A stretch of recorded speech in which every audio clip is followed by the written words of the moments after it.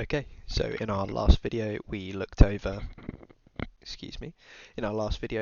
how to connect to the Bandit challenges over the wire, and in this video we're going to be looking at the level 1 to level 2 challenge. So using the up arrow on our keyboards we can access the last command. Now the only thing that's going to change about this command is that we are no longer connecting as the user Bandit 0, we are connecting as Bandit 1. So hopefully you've still got the password copied from last video, Control-Shift-V to copy that into here. Hopefully that works, amazing.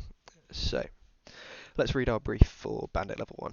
So the password for the next level is stored in a file called hyphen, which might present us some problems, so think about why that is, located in the home directory.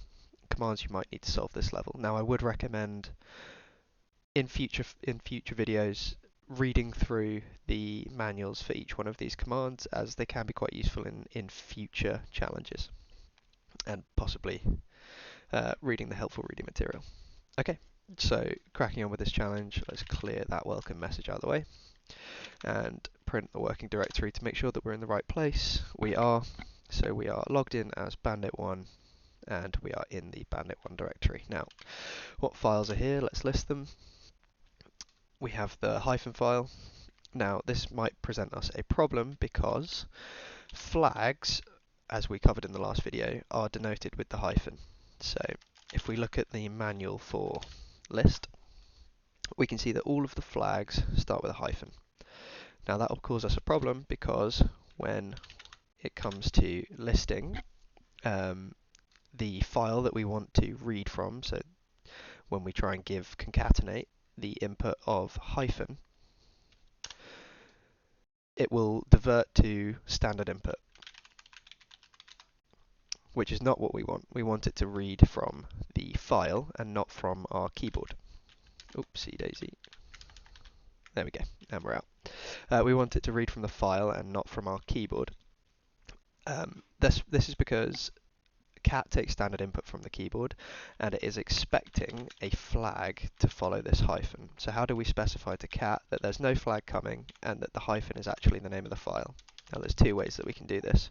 One of them is called input redirection, where we say to cat, I want you to take your input from a file called hyphen, as the flag is now occupied, the flag space is now occupied by this lesser than sign. What follows that is the input. So cat usually takes its input from the keyboard.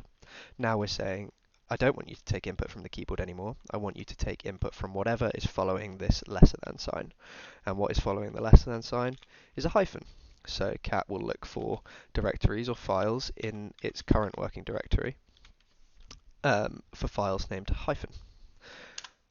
And there it is. So as we can see, it's taken the contents of a file named hyphen and using input redirection has concatenated the contents of this file and printed it as standard output to our command line. Another way that we can read the contents of the file named hyphen, of our file in our directory, is by specifying exactly where it is. Now, if we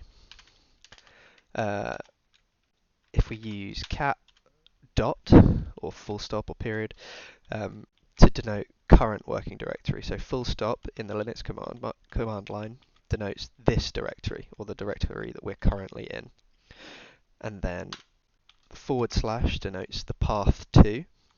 So in this directory, path to hyphen as our file name. So it's telling concatenate, I'm giving you a file in this directory and the path to that file is hyphen, so just this directory / file name. Will give cat all the information it needs to know that there are no flags coming and that the name of the file is hyphen. And here we have our password for level 1 to 2. Alright, thank you very much for watching.